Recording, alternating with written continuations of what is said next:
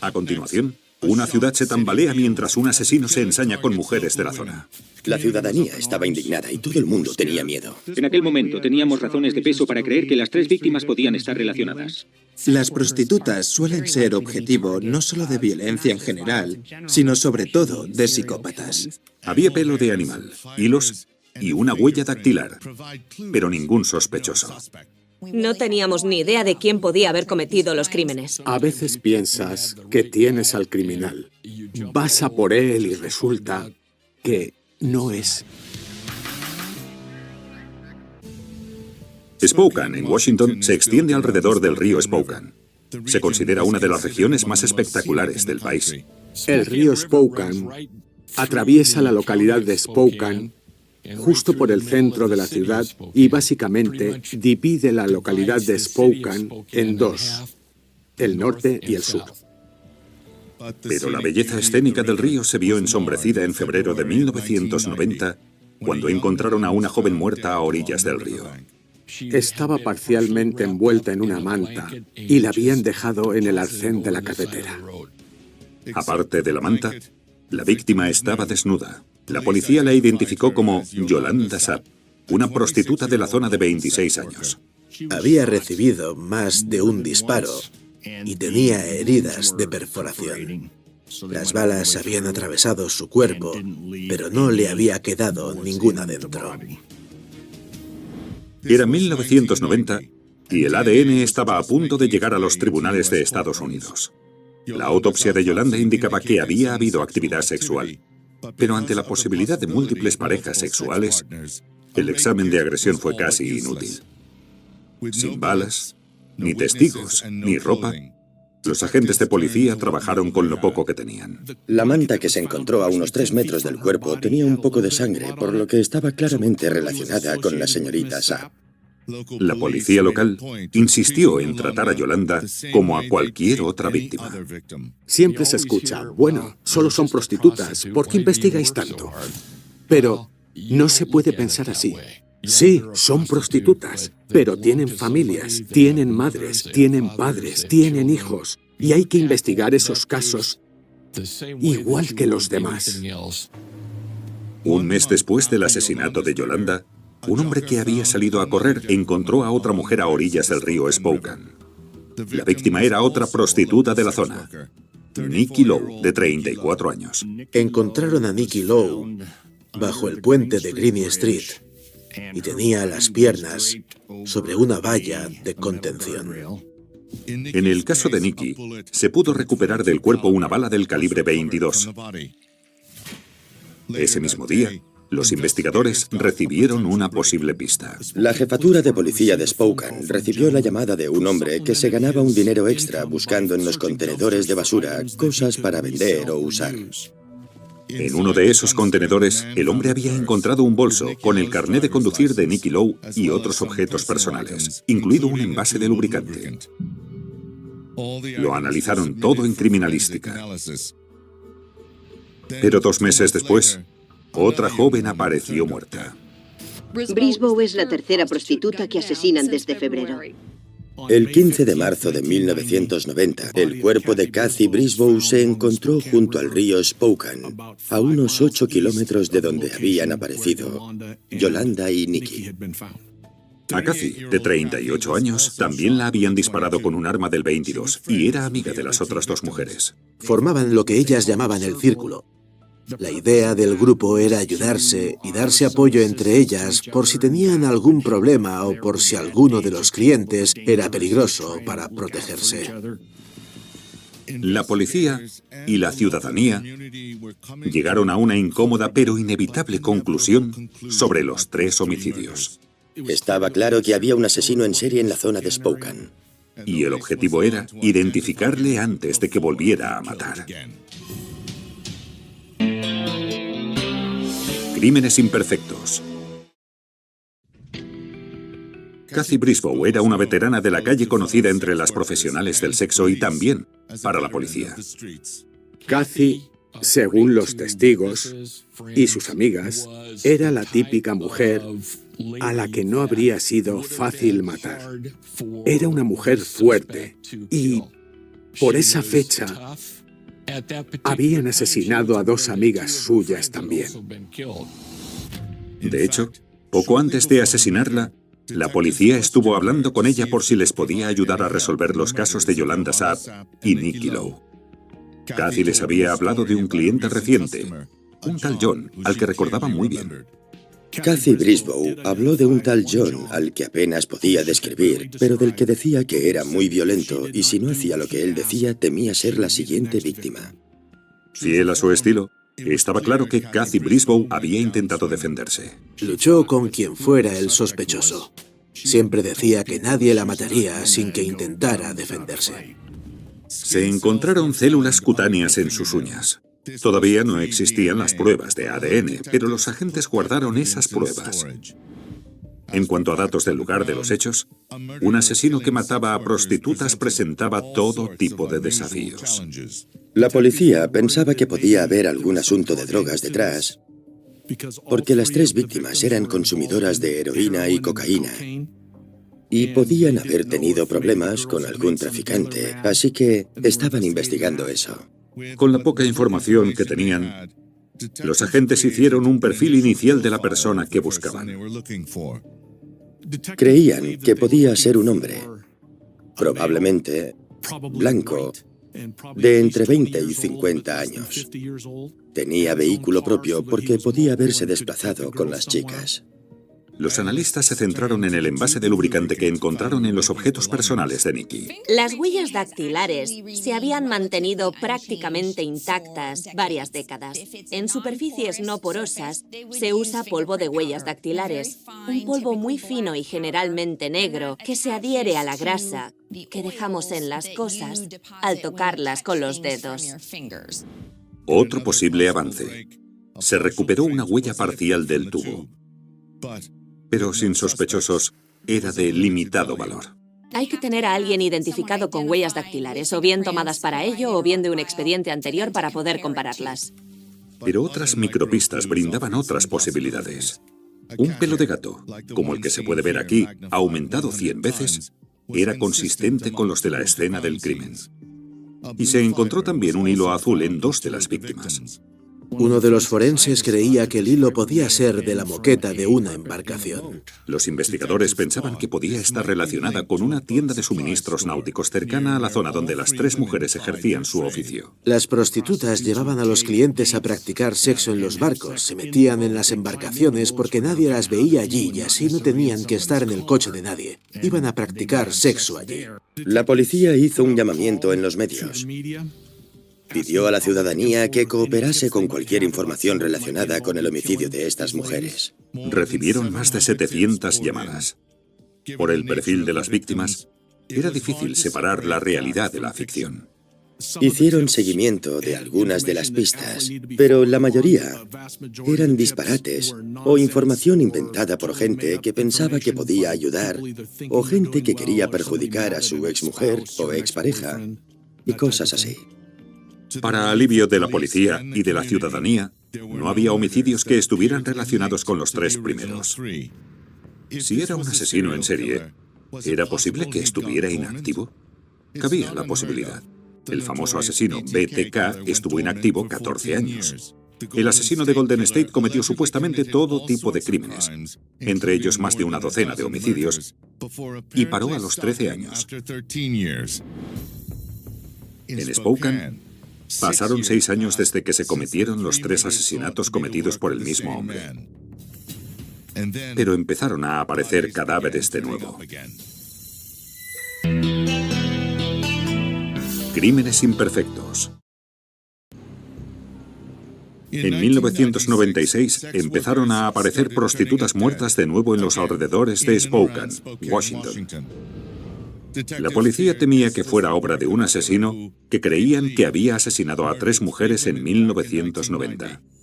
Eran prostitutas, les habían disparado en la cabeza y tenían la cabeza cubierta con bolsas de plástico. Los cuerpos habían aparecido en zonas aisladas, lejos del centro de Spokane. Había diferencias clave con los asesinatos de 1990. Se creía que el arma homicida era de calibre 25. Los cuerpos no habían aparecido a orillas del río y no habían usado bolsas de plástico como en los otros 3 asesinatos. Pero evidentemente, eso no calmaba a otras posibles víctimas.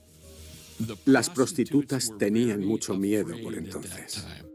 Estaban matando a sus amigas, así que hubo un esfuerzo concertado por la policía en ese grupo de trabajo, de la policía local y del condado, para intentar proteger a las profesionales del sexo. Pero seguía sin haber detenciones. Ni siquiera tenían sospechosos sólidos. Cuando hay un asesino en serie, como en este caso, es una batalla emocional interminable. Pasaron los años. En 2000, un tal Robert Lee Yates fue detenido por los asesinatos de las prostitutas de 1996. No tenía ninguna relación con los homicidios que se habían producido 6 años antes. Pudieron precisar, por lo visto gracias a los registros militares, que Yates había estado en Alemania cuando fueron asesinadas las mujeres, así que no podía haber sido él. La investigación no llegó a nada. Pero la tecnología forense estaba reactivando cientos de casos. Fue un gran impulso abordar esos casos sin resolver, porque cuando se produjeron no existía la tecnología, pero ahora sí, y pudimos reactivarlos y seguir avanzando en algunos, básicamente gracias a la nueva tecnología. Los analistas querían la huella dactilar parcial recogida del envase de lubricante del bolso de Nicky Lowe para registrarla en AFIS, la base de datos de identificación de huellas dactilares. Pero no tenía suficiente detalle. La huella encontrada en el lubricante no tenía la calidad suficiente para el sistema AFIS, pero había suficiente huella para identificar a una persona si había algún sospechoso. Se centraron en la piel encontrada bajo las uñas de la tercera víctima, Kathy Brisboe. Habían pasado casi 2 décadas desde su asesinato, pero si conseguían encontrar ADN, podían identificar al asesino. Fue el dedo corazón de la mano izquierda la que produjo un buen perfil de ADN. Era en parte ADN de Kathy Brisboe y en parte ADN masculino. La policía tenía ahora un perfil genético completo. Parecía ser lo que todo el mundo buscaba. Así que fue muy emocionante para mí y para los inspectores de la ciudad y para mi compañero, aunque él ni siquiera estaba trabajando en el caso. En 2009, se registró el perfil de un hombre desconocido en el sistema CODIS, la base de datos nacional de ADN. Las esperanzas de una posible pista pronto se desvanecieron. No encontraron a nadie en el sistema CODIS con ese perfil. Pero el sistema CODIS nunca para. En esta base de datos se registran nuevos perfiles de ADN a diario. Y además, se cotejan constantemente. 3 años después, la policía recibió una llamada. En 2012 tuvimos un golpe de suerte, y no suele haber muchos golpes de suerte en casos tan antiguos. Así que siempre es emocionante, sobre todo cuando no tienes ni idea de quién ha podido cometer los crímenes, tener por fin algo. Los analistas del sistema CODIS dieron una noticia alarmante a la policía. El ADN masculino del perfil era de una mujer. Pero en el pasado su nombre era Douglas Perry, y posteriormente pasó a ser Donna. Crímenes imperfectos. El ADN, como todas las pruebas físicas, no miente. Una de las ventajas del ADN y de poder analizarlo es que, primero, es igual en todo el cuerpo. La otra ventaja del ADN en general es que no cambia a lo largo de la vida. Y en cuestiones de género, el ADN tampoco cambia. Una cirugía de cambio de sexo puede cambiar la apariencia física, puede cambiar hormonas y ese tipo de cosas, pero no puede cambiar el ADN con el que naces. Cuando los agentes de policía de Spokane supieron que el ADN masculino, relacionado con el asesino en serie de 1990, pertenecía a una mujer, tenían muchas preguntas. Una comprobación de antecedentes indicaba que en el año 2000, Donna Perry, por entonces conocida como Douglas Perry, se sometió a una operación de cambio de sexo. Incluso los que estudian cómo el género se relaciona con el crimen, dicen que era un caso muy poco común. Los asesinatos en serie son solo un 1% de los homicidios en Estados Unidos, así que estamos hablando de un crimen bastante poco frecuente. Y todavía es menos frecuente que los asesinos o los asesinos en serie sean personas transgénero, contrariamente a lo que se cree. Es mucho más probable que sean víctimas de violencia y homicidios. Donna Perry, en sus encarnaciones pasadas y actuales, no era ajena a las fuerzas del orden. Había cometido infracciones con armas desde 1988. Averigüé que había vivido en Spokane en la época de los crímenes, en 1990. De hecho, Donna estaba precisamente entre rejas por posesión de armas cuando fue identificada. Y fue donde la interrogaron los agentes de policía. No entiendo. ¿Asesinato? ¿Me toma el pelo? ¿Yo asesinato? ¿Qué fecha? Esta es mi tarjeta. Estoy cagada de miedo, señor. Bien, yo soy este. Llévese esto. Si decide hablar conmigo... Hablemos. Sentémonos para que me quite esto de la cabeza. Volveré a mi celda y me mataré. Por favor, que alguien me diga que he hecho mal. Oh, señor. Dios mío. Creo que Donna empezó a hablar con nosotros porque le preocupaba lo que pudiéramos saber y todo lo que se jugaba.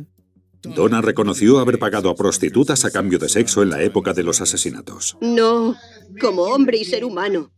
Estuve con algunas prostitutas, sí, pero siempre las dejé ir, vivas. Bueno, cuando yo las dejé. Donna dice, estaban vivas cuando yo las dejé. Esa frase me alertó mucho. No era un comentario normal. Después, durante el interrogatorio, Donna dijo a los inspectores que se sometió a una operación de cambio de sexo para frenar los instintos agresivos que tenía cuando era un hombre. Y aquello terminó en todo tipo de confesiones. No voy a reconocer que he matado a nadie. No es así. Donna no ha matado a nadie. ¿Y Doug sí? No sé si lo habrá hecho Doug o no. Fue hace 20 años y no tengo ni idea de si lo hizo o no. Donna intenta vivir como puede y hacerlo lo mejor que puede. Estaba claro que había separado totalmente en su vida a Doug y a Donna desde que se hizo la cirugía de cambio de sexo. Y para ella, Douglas era prácticamente otra persona en su mente. Esta externalización de culpa es bastante común en los asesinos en serie. Donna es una asesina en serie bastante típica. Sus víctimas fueron prostitutas. Tuvo patrones muy similares y su identidad trans no tiene nada que ver con el crimen en realidad. Me quité la violencia con la operación de cambio de sexo. No hay más testosterona que alimente la ira. Ese argumento no convence a la mayoría de expertos en la materia. Y tampoco convenció a la policía. En definitiva, esa defensa no tenía ninguna base. De hecho, solo servía para marginalizar y hacer daño a las personas transgénero porque invoca un mito muy dañino sobre el género, afirmando que las cirugías pueden modificar estados de ánimo o incluso la agresividad, lo cual es falso. Aunque el ADN de las uñas de Kathy Brisboe había identificado a Donna, fue una confluencia de pruebas lo que terminó resolviendo el caso. La manta encontrada en la escena del crimen de Yolanda Sapp también tenía ADN de Donna. Y ahora que la policía por fin tenía un sospechoso, se centró en la huella parcial del envase de lubricante de Nicky Lowe. Y coincidía con la de Donna Perry, vinculándola a las 3 víctimas. Tras 2 décadas, por fin se resolvía el caso. No ha podido examinar lo que Doug hizo antes del cambio de sexo. Eso sigue ahí. Puede que no quede nada más, pero eso sí queda.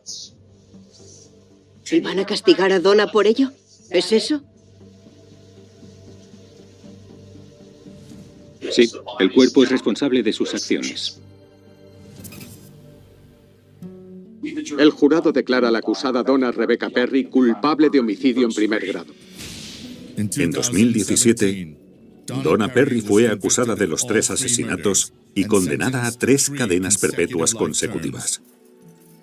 Las pruebas genéticas no dejaban ninguna duda de la identidad del asesino.